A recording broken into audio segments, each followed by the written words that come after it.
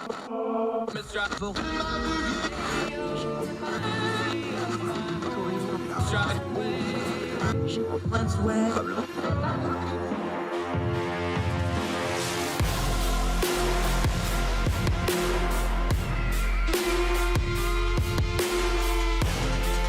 your host, Andrew Donaldson. This is Heard Tell. It's Heard Tell Show for the last day of 2021. The year of our Lord is over. We're going to go into 2022 when we talk again on Monday. It'll be a new year. We're going to go into it with hope. We're going to go into it exciting, and we're not going to say anything bad about it and hope it treats us a little better than 2021 and 2020 did. Hope you and yours are well wherever you are, however you're listening and or watching. We're sure glad you're with us today. Going to have a exciting guest that I'm excited about, somebody that I love talking to, somebody that I greatly respect, the perfect person, I thought, to do a little review of the year that was 2021. Todd Kelly, a longtime journalist. He's based out in the Portland area now. We've had him on the podcast before. He's an Ordinary Times original. Just a really insightful, sharp human being, an observer of humanity. And we found, I think, a couple of stories that kind of encapsulate a lot of the things we dealt with in 2021. We're going to talk to Todd about that at length. Very excited about that. Appreciate him being on the show. Also, to end the show, I have a few thank yous and just discussing what we're doing with this program going into the new year. But first, let's turn down the noise on something that's really, really been loud the last day and a half or so since it went down. Ghislaine Maxwell. This is Epstein's cohort, his running partner, and now she's a convict. She was convicted on 5 of the 6 charges that she faced. This story is always been ugly. It's always been surrounded by the awfulness of what was done to these young women. It has been shrouded in the power of the people that Epstein surrounded himself with and integrated himself with.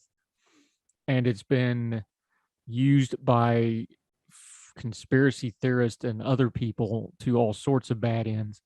There's just not a whole lot of good in this particular pool of water that we're getting ready to dive into, but we kind of have to, because it's a very loud story. It touches on a lot of power systems. It touches on a lot of big names. It touches on one of the worst crimes that we have in our world, of things like human trafficking and abuse of young women. So let's see if we can't turn down the noise on this just a little bit. Let's just start with the facts. We're going to cover this from CNN. A jury in a New York federal court has found Ghislaine Maxwell guilty of 5 of 6 counts related to her role in Jeffrey Epstein's sexual abuse of minor girls between 1994 and 2004. One quick note as we progress here. Everybody knows Epstein was very active for many, many years. This particular, remember, trials have rules. They had a specific set of victims they were dealing with. They had a specific set of evidence they were dealing with. So yes, we know the crimes were other times much more recent and before those dates as well. This is just what this particular trial was dealing with. There may be other trials in the future. We'll see how it goes. Back to CNN. Maxwell, 60, was found guilty on 5 federal charges: sex trafficking of a minor, transporting a minor with the intent to engage in criminal sexual activity, and 3 related counts of conspiracy. She was acquitted on the charge of enticing a minor to travel to engage in illegal sex acts. Maxwell, who now faces up to 65 years in prison, showed no reaction when the verdicts were read. Judge Allison Nathan did not set a sentencing date. The jury, which was made up of 6 women and 6 men, deliberated for about 40 hours across parts of 6 days. They also had a COVID issue. For what it's worth, they had to take some time off for that. Prosecutors argued Maxwell and Epstein conspired to set up a scheme to lure young girls into sexual relationships with Epstein from 1994 to 2004 in New York, Florida, Mexico, and the U.S. Virgin Islands. That's from CNN. That's what happened. Now, let's deal with a couple things and parse it out real quick. I understand the need and the conspiracy theories, and people want to talk about how bad this is and that this is proof that everything's corrupt. There's validity to some of that. Here's what we actually need to take away from stories like this. If you go online right now, whatever your politics, whatever your priors, whatever your political ideology is, you can find somebody of the other side's party and you can find somebody of your own side's party alongside Epstein. There's pictures of him with Hillary Clinton. There's pictures of him with Donald Trump. There's pictures of him with all sorts of celebrities. There's pictures of him and Maxwell on the porch of the Queen's cabin over in England. Anybody you want to link to him, you're going to be able to link to him. You can take that a couple different ways and you can just flame through all of them, and I'm down with it. Fine. Get them all if they're all guilty. Let's investigate everybody. But that's probably not going to happen here, nor the conspiracy theories that get way out of hand, like we've seen in the past, of everybody who ever got in the same room with Jeffrey Epstein was part of the sex trafficking. That's probably not true either. What Epstein and Maxwell in these kind of cases prove is something that we need to be very cognizant of all the time. Anytime you have a power structure and you have money and you have influence and you have those power structures that are not held accountable to normal human standards of behavior, there is going to be abuse. There is going to be misuse, because what happens is those power structures become absolute magnets to people like the Epsteins of the world. They can operate underneath all that power and all that influence and all that money and all that attention and all that celebrity to do the wicked stuff they do, because they can use power and money and influence to cover up what they're doing with the very people that they're doing it with. Epstein for a long time was untouchable because of those connections. They didn't happen in a vacuum.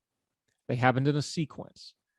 And the sequence was the more and more of the celebrities and the politicians and the power brokers that he ran in a circle with, the more and the more he could keep it covered up, because they didn't want to be embarrassed and they didn't want their power structure upset. The takeaway from these types of trials, because we can't really control trials and we can't really control massive top level corruption, but you can prevent it. The reason we talk so much about needing to hold government accountable, holding institutions accountable, and personal accountability is because something like Epstein and the wicked web for the better part of 25 years at least that he wove, and that he abused these women and that he entrapped people and he made himself very wealthy doing it. The story is that those corrupt circles were breeding grounds for him to come in and operate. Power structures, institutions, and people that were properly held accountable and disciplined in and of themselves would never tolerate that sort of thing. Now, that sounds like, a little Pollyannish probably. Oh, well, no, not really. Understand where abuse happens. We had Jennifer Greenberg on the podcast back during the summer, and she talked about over and over again, when you're talking about abuse, it's always within a power structure, a family unit, where the person that's abusing is using the power of the family or the good of the family. And over again, it is, well, we have to be quiet because it would embarrass the family, or I'm the head of the family. Or in a church or religious setting, it would embarrass the church, or it would embarrass the congregation, or it would be bad for the faith. And you need to be quiet. And this person is an authority. And it's the same thing with the government. We can't embarrass the country. We can't embarrass the government. Too many powerful people. You notice a trend forming here? This is why the power structures is where you need to focus when you're dealing with these abusers like the Epsteins and the Maxwells of the world, because that's the ecosystem they operate in. An accountable government, an accountable justice system, an accountable society would leave less room for people like him to operate in. So how does he get in with at least two people that were president of the United States, if not more? We have pictures of him with both. We know he was hanging in the circles with both. Now, we don't know the criminal activity end of it. That will have to come out if it ever comes out. But we know he was in those circles. How does somebody like Jeffrey Epstein get within buddy distance of two presidents of the United States? Corruption, lack of accountability, bad people letting good people or people that don't pay very good attention tolerate what they do over and over and over again, because there's too much money involved, so we better keep it quiet. There's too much power involved, so we better keep it quiet. There's too much influence involved, so we better keep it quiet. And then it becomes, oh, well, this person is too important. We need to make sure we protect them. Looking at you, Bill Clinton. We went through this with his impeachment trial. It doesn't matter what he does. We need him to be president. And I'm just taking him as an example because he's high profile. You could do the same with Donald Trump and his various problems. You have people who were fans of his and supporters of his. It doesn't matter what he did wrong because they think he's indispensable to what they want to see done. That's a bad path. There's nobody that's so indispensable that we should tolerate wickedness and open wickedness for them to do it. Because what you just did was make yet another power structure for more abusers to come in. And these power structures that are corrupt like this are like magnets to people like the Epsteins and Maxwells of the world. They just draws them to it because they know that everybody's just as dirty as them. And they can use that as leverage. They can use it as cover. And they can use it as currency. When you really dig into the Epstein case and you look at the financials and the way he was able to work in very high circles, high education circles, high society circles, high political circles, high finance circles, that's how he did it. He used their own influence. He knew that they had cracks in their own character and their own integrity and in their own accountability. And he wiggled himself right into those cracks to do the wickedness that he did. And these young girls suffered for it. And more people underneath that probably suffered for it than we will ever find out. Because already you're going to start hearing that this is going to be the end of it. And they're not going to dig down any further because now we've had justice and Maxwell's in prison. But that's not true. The men that took advantage of these women, most of them are not going to come to justice. We've seen this over and over again. Why? Yet another power structure will need to be protected. Every time we see these cases of abuse and abusers, take a step back and start asking what's the power structure involved, because that's where the story starts. And that's almost never where the story ends, because unless you ever fix the power structure, human nature, the worst parts of human nature, will always take advantage. More Heard Tell right after this.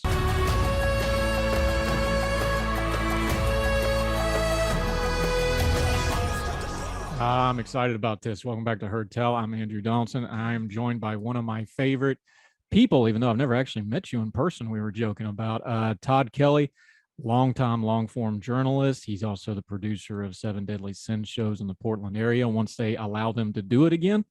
And he's been a good friend, a good mentor. He's one of the Ordinary Times OGs, one of the wise men there that we bounce ideas off. How are you, sir? I'm doing great. How are you doing, Andrew? Fantastic. Up there in the Pacific Northwest. Yeah. Where men are men and the women try to deal with them as best they can, and people are pleasant. And what's the Lake Wobegon introduction? Does that apply to Portland these days? No. I think you'd have to throw in something about something. You need something locally sourced mentioned in the Food Lake trucks, Wobegon perhaps. to really get the Pacific Northwest vibe going. Yeah.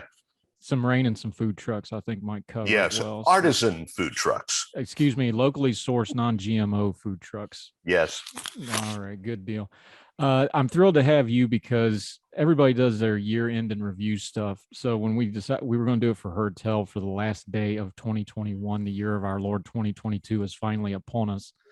You're great with the big picture perspective stuff. The thing I really respect about you is your observational skills of humanity, if you will. What jumped out at you in 2021? Because I know we had a lot of huge news things. We had, the election hangover. We had January 6th. We had Afghanistan.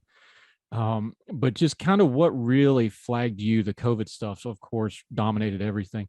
What really flagged you, kind of not just as a journalist, but just as an observer of what's going on? What really jumped out at you about this year? If I had to pick one thing, it would probably be not January 6th, but sort of what, at least to this point, seems to be the capitulation by the right of sort of the election was stolen and all of the things that have come since then about trying to replace people in key election positions. Like, those are all things that I feel like even a year or two ago, I would have said were still impossible in this country. Um, and they, I don't know that they've all made the biggest headlines so far, but those seem to me to be the most unusual and significant things that I've seen this year. I kind of go from the angle of when we have a crisis always reveals things. And I think the dual track of the COVID stuff, a contentious election, we have some of the, even though the economy is not really bad, that's not the right way to say it, but there's been economic ripples like the supply chain stuff, that sort of thing, labor shortages. I think we've had a confluence of events over this last year that, while not great, and it wasn't a great year for a lot of folks, I think it was a very telling year. I think it's a year of clarity on a lot of things. I think we found out a lot about what people really believe based on their actions. Think we found out a lot about how our reality is presented to us through news media and social media. I think we found out a lot about that. Do you feel that way? I think we actually, I know it was kind of painful and bad stuff, like the bad election stuff, the January 6th stuff, the COVID, the awful death toll of COVID is, of course, awful. I think how people reacted to this stuff was very, very telling to me. I think that's something I'm going to take out of this year. What about you? Um, Tell me just real quick, what do you mean by telling? Like, can you give me an example? I think I learned how people react to things because, when you put somebody in a crisis, you find out about them. You find out their character, how they view the world, like not what they say, what they really, really believe. If you look at something like January 6th, your reaction to that tells me a lot. If you look at something like the death toll of COVID, and whether you're emphatic to it or you recoil from it, or whether you try to minimize it, that tells me a lot about you as a person. And I think some of our social media outlets, I think some of our writing outlets, I think some of our news media outlets on both sides, I think we learned a lot about them and how they dealt with these issues. Especially, are we going to take this momentous event and just slam it into what we already believed, and then that's where we're going forward? I think I learned a lot about a lot of people this year from these events.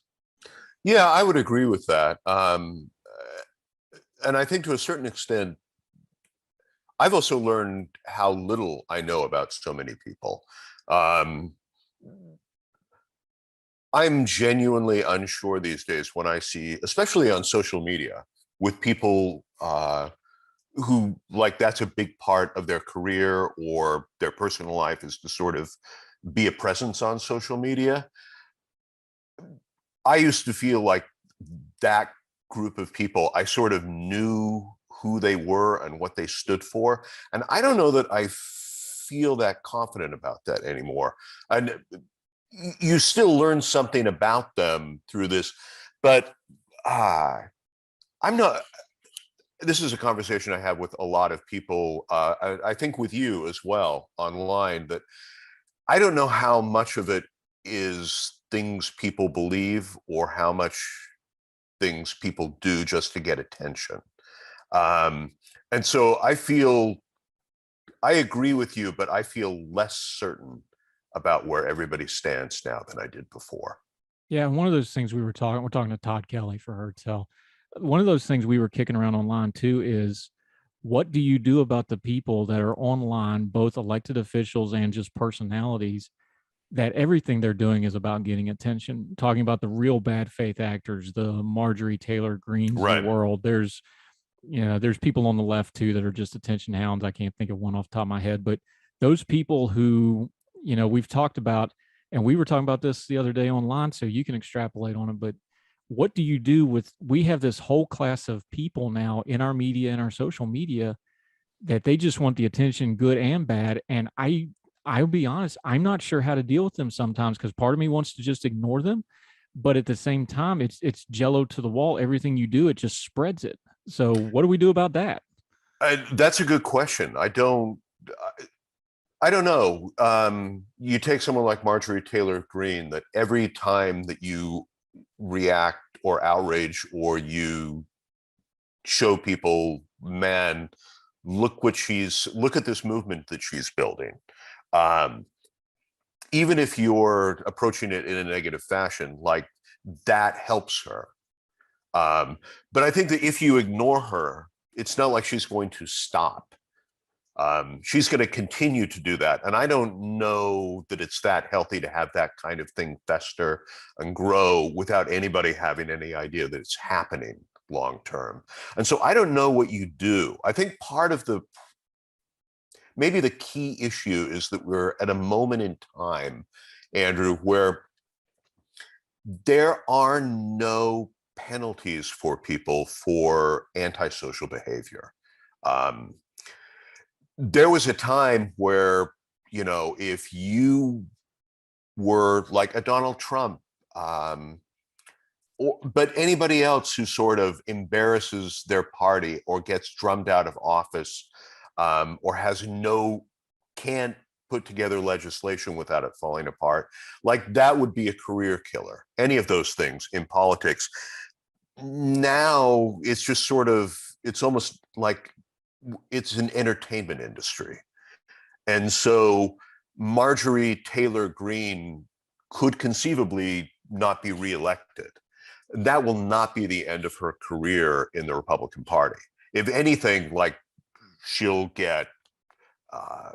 probably get her own radio show. She might get her own show on Fox. She'll be able to sort of, do what Sarah Palin did for a while before Sarah Palin got bored of it. That there's like nobody after they've been caught doing something bad goes away anymore. If anything, they just become that more visible and they have that more influence. And I don't know how you deal with that. Yeah, and I think the entertainment value is, and people smarter than me are coming up with this, so I'd cite them, but I forget who started it. But a lot of people have been talking about there's this real third personism to how we're doing culture and politics right now. It's all detached, it's all spectating, it's all, we're treating politics and the cultural debate on TV and news media like it's a sporting event that we're watching, right, and like it doesn't have any effects to stuff. But you get the Donald Trump stuff. We saw what happened with Cuomo up in New York, where he gets elevated and it precipitated his fall, because then people kind of had to start paying attention to it. And then you get the what about of the one side will point at the other as an excuse to not deal with their stuff. And it's just this ongoing nonstop competition. Competition is normal, but this third party taking away from it, I think that's where the accountability kind of goes away. Like you're talking about the social consequences, because that person's your avatar. So if they fall down, well, it was their fault, not mine. And I can just go to the next avatar with no consequences whatsoever. Yeah. And I think that this predates Trump. The example that I always think of myself is Ted Cruz, who sort of before Trump came along, sort of had this reputation on the right, I think, of sort of being like this leader, this senator of the right that was sort of doing great things. But if you sort of look at what he did as legislator, he's never really done anything. I think his genius, and I think that he is very highly intelligent. I think one of his geniuses is that I think he figured out before a lot of other people in the Republican Party that the way to be successful in the 21st century was not to craft legislation, but to become a personality. And before Trump came along, he was even famous for being on Fox News, being interviewed about how a bill shouldn't pass when the bill was up for vote. That was a thing that would hit the news every now and then. He just wouldn't show up to vote because for him, it was more important to sort of be on television, be on radio, build a brand, if you will. Yeah, that's something that's infected all of the Congress critters now, because every committee meeting now, every committee hearing, I should say, I guess, it's all entertainment. It's all talking points. It was all, I was talking to our friend, Dr. Keith Humphreys. He went on the opioid panel in front of the Senate. He's like, no, this one's actually good. They actually ask us a question and we answer the question. Then they ask another question. It's not like that one. It's sad when the government has to delineate between those two things. I really wonder, is there going to be some kind of, trees don't grow to the sky, everything's cyclical. is there going to be a down cycle to this, to the way Congress, especially because they're supposed to be doing legislative, they're supposed to be the deliberative body, especially the Senate. Is there going to be a down cycle to this where that starts hurting them? Because this can't just go on forever like this, can it? And that's a question. Hopeful question. I know I'm cynical by trade, but right. So I think one of two things is going to happen. I think one is that people like me and possibly you will be surprised to discover that, like, oh, you know what? The country can go on like this indefinitely and be just fine. In which case it will. If not, like, eventually you reach some point where something breaks so badly that it becomes no longer acceptable to let people slide. And, you know, you might have hoped that COVID would have been that, but COVID still sort of has that act of God feeling to it. It's hard to look around the country and not think that, like, things would have been bad no matter what. And you have both sides saying, but it would have been better if, yes. But at some point, something's going to happen where the economy is going to break, or there's going to be a sudden, like, loss of services that people find incredibly important. I think you're right about all that. We're talking to Todd Kelly, kind of our year-end wrap-up. We're going to take a quick break. When we come back, we have a news story that I think kind of encapsulates a lot of the cross streams that 2021 racked into. And we're also going to talk a little more culture and politics with our buddy Todd Kelly right after this.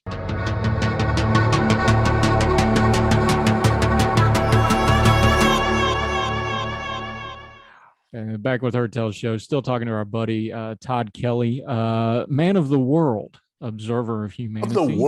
Of the world, from his perch high atop PD. Oh, I don't know what the elevation change in PDX is nowadays, but yeah, it's like 500 feet. Yeah, he's in the top left corner of the country. He's just lording over all of us. Just looking down from the top corner. Yeah, looking down on a world that is looking down on me. Fraser once famously said. The leading trending story for Washington Post yesterday was a rehash of something that happened earlier this year. And when we were trying to put together what we wanted to talk about as things this year, I think this story really was a confluence of a lot of different things, and we can touch on. What it was back in September. It was recorded in June, but back in September, Ted Koppel, who of course is legendary for Nightline, he's now doing stuff with CBS, went to Mount Airy, North Carolina, and interviewed people in Mount Airy about what they thought about the current state of politics. And his whole angle on this was that people thought Andy Griffith was real, and these people think Andy Griffith, the TV show, was real, and that is affecting their politics. That was his premise. The viral portion of this was famously on the trolley, and he asked them about the election, and they get into the election was rigged and we love Donald Trump. That's the part that went viral. What does that whole clip, though, because man on the street reporting is obviously not new. You've been a journalist a long time. You know how this works. We go into town, we make sure we get the guys with the right accents and that sort of thing. How does a clip like that land with you? And the fact that they're holding it up as this was a moment for this year to represent this year, and it's trending that way as well. What do you take from that moment, though? Are you talking about the fact that it's controversial or big, or the actual story itself? All of it, because I think there's about 4 or 5 different cross streams there. Because yeah, you know, go ahead. I'm sorry. No. I mean, I look at the story in a number of different ways. And probably, like, the biggest thing is that you can't do a story of that length to try and deal with the topics that Koppel is trying to deal with. And so I don't understand why you do. And at the same time, like, there are lots of things in that piece that I find fascinating. As a writer, I have to confess, I I don't like the right-left swing of it, but I sort of like the thought that there is this, that in order to get back to this past that feels more real to us than our current times, we go to this fictional thing that never existed. I find that a fascinating concept as a writer. I don't know that the piece did that concept a lot of justice. But there are and then there are a ton of other things that probably are not applicable to this conversation. Like, what is the purpose of art? Like, I don't think escapism is a bad thing for a piece of art like a television show. Anyway, I had lots of thoughts about it. I thought there were, if you would have told me before I saw this article, hey, there's an article about this town that probably wasn't what Mayberry RFD was based on, but it assumes that it is for sort of the tourist industry, I would have thought I have no interest in that. But it brings up all of these interesting threads, but it's a couple of minutes long. It can't go into any of them. I don't understand the point of it, would be my reaction to the piece itself. Yeah, and the point of it is, I shouldn't say that. One of the points of it, I fear, is I think one of the underlying currents of our media right now is we have nationalized media. So is it really helpful? My question to you, journalists, because I'm not. I do some journalist adjacent stuff. I try to be respectful of journalists and that sort of thing. But you're a journalist, I'm not. You tell me. Is this part of the problem of a national media where we just go to specific parts of the country, pluck them out, and then go, oh, this is part of our national narrative now? I think that's kind of a trend that I keep seeing, and I'm not sure that's very helpful, not only for what they're trying to portray. I'm not sure that's good and healthy for the national news media either. I would agree with that. I think that I fall short of other people I know and respect who sort of say, don't cover these people, that it's bad to cover these people and give them a voice. I stop well short of that, but I don't know how you do that kind of stuff regularly without going out and specifically finding a place that meets your understanding of what it is that you want to see. I could be wrong. Like maybe somebody from, I don't know, the New York Times, like throws a dart at the map and then goes out and hangs out in a diner there.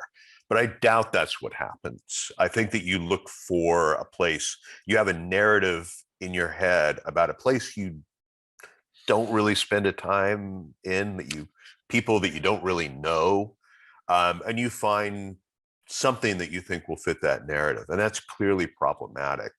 But I would add to that, Andrew, that I think that there's the issue that there's been a great commingling of what I would call journalism and what I would call entertainment.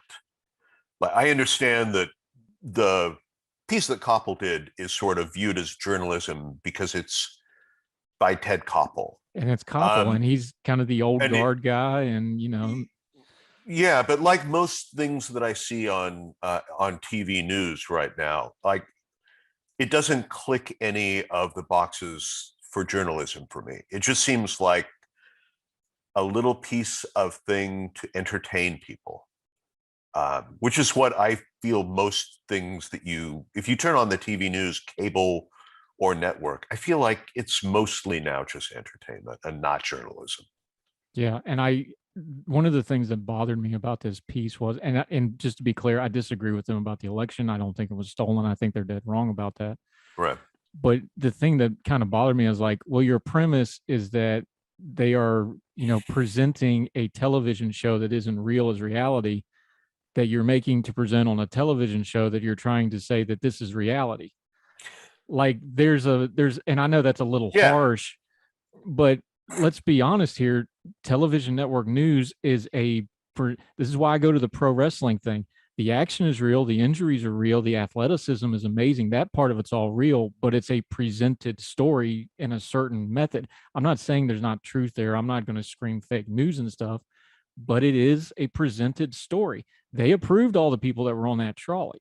Right. They didn't, Yeah. I just find I was like, I think you're not only doing a disservice to people because you start, and what you were saying about picking people, what happens is you start playing the stereotypes, whether you mean to or not, because you just have to, you don't have a choice anymore because you got to have that character for the story. It's not only not fair to the people. I think this is kind of a germ of how people don't trust news media like they once did because of stuff like this, because folks aren't dumb. They know, they've watched a lot. They've got 20, 25 years of reality TV experience under their belts now. They know how releases work. They know how these things work, I think, a little bit more. And they just don't like, well, wait a minute, this doesn't match what I need as far as just getting information about a story goes. And they start going, now they're picking a side. Right. Because it's a competition show. Yeah, and I think with this particular instance, I think people just know intuitively, like when they go as a tourist somewhere for something like Universal Studios or this town, or for people in California where I grew up, Vasquez Rocks, like where they did all of these, like there's this jump that if people are doing this, they must think that everything on those shows or movies was real. And I think you watch that and you just intuitively know, like, even if you don't do the calculating in your head, I think some part of your brain goes, I don't think that's why they're there. Like, I could be wrong. But I bet none of those people on that trolley were on there, had this thing in their head going, Andy Griffith was real. Yeah. And everything in that town was the way life used to be. Like, I doubt very much that was the narrative they had in their head when they went there. No, I don't think so either. I think there's, and all due respect to Ted Koppel, because he's, when you're his age, I'm going to give you some slack because you are what you are. But there's just no way you can do that story without being condescending about it. Like, really?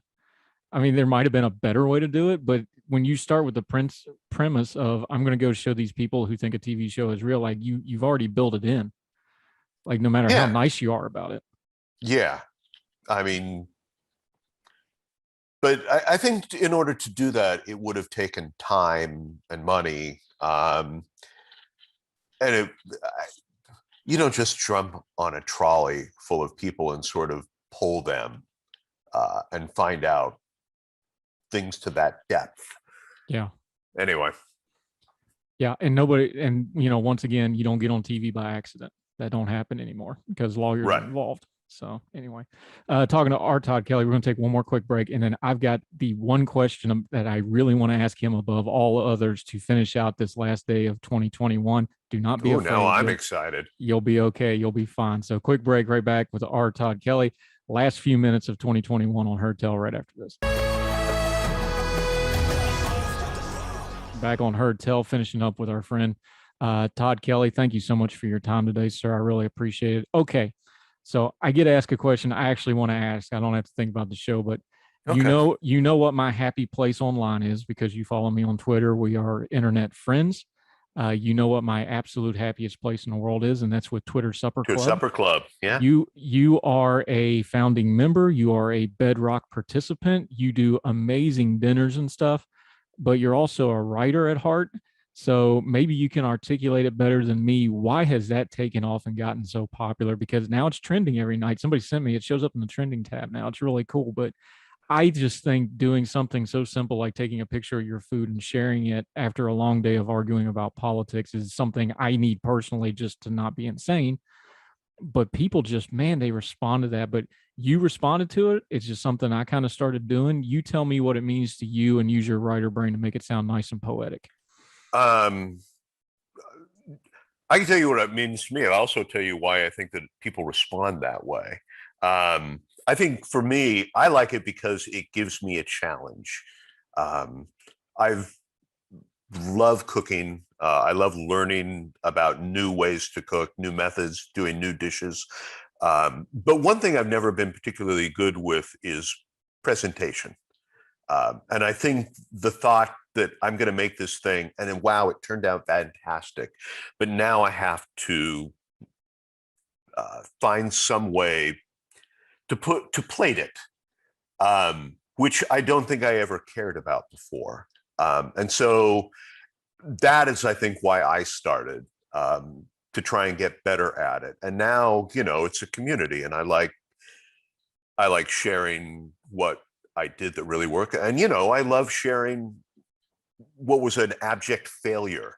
I think that there's something fun about doing that as part of a larger community. And I would say that I think the reason why Twitter's Supper Club exploded is at this moment in time, I think you've created something that everybody can do in a way that is connective and supportive.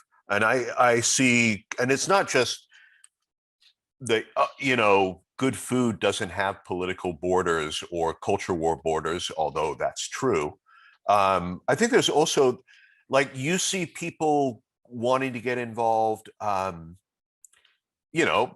made a hot dog, or they've gone out to fast food, or they've gone out to dinner, and they've done, like, it doesn't have, like, there are people who will post things that just feel like, wow, that person knows what they're doing in the kitchen. But nothing about Twitter Supper Club feels like it's exclusively for those people. It feels like it commingles people on the entire spectrum of how people cook, how well they cook, how much they know. And it's wonderful. I love it. It's my favorite part of Twitter. It is mine too, and it's become that, and that's why I make a point to make sure I throw my bowl of Count Chocula on there every once in a while.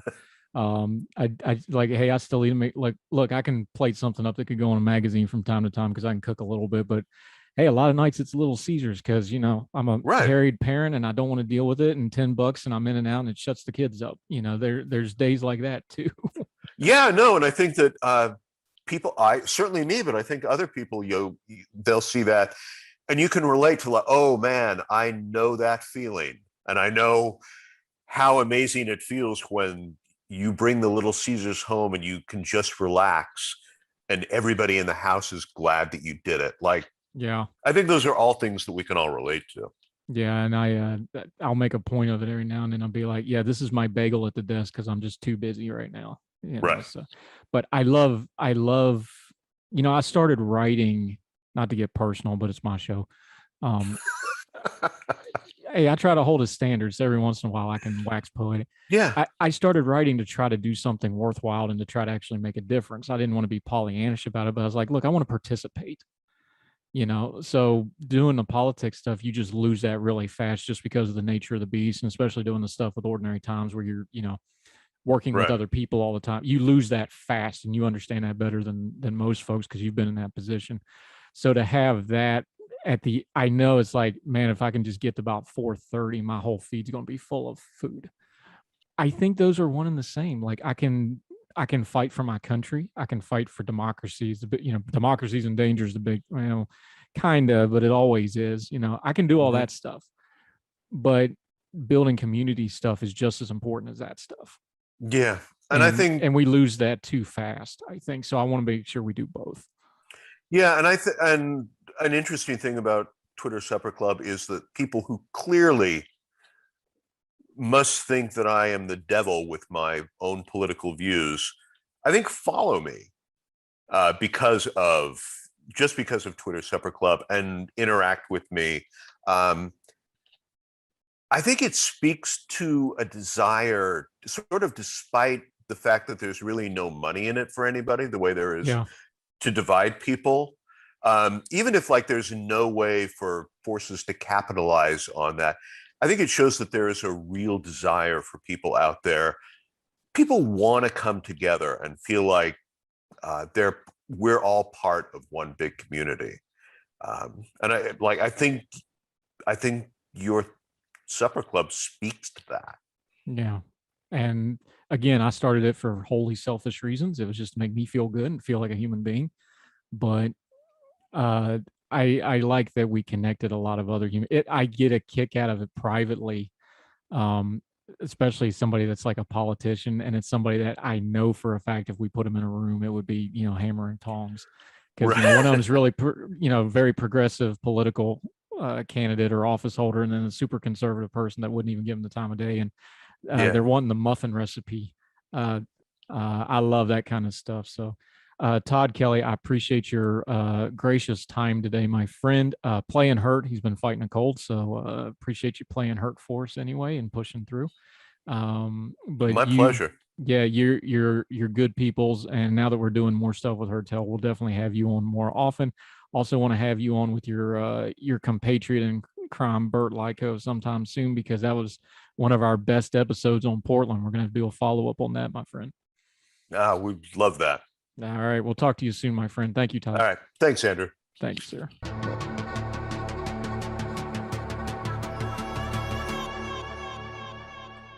That'll do it for Herd Tell this edition, the end of the year, the last day of 2021, and what a year it's been for Herd Tell.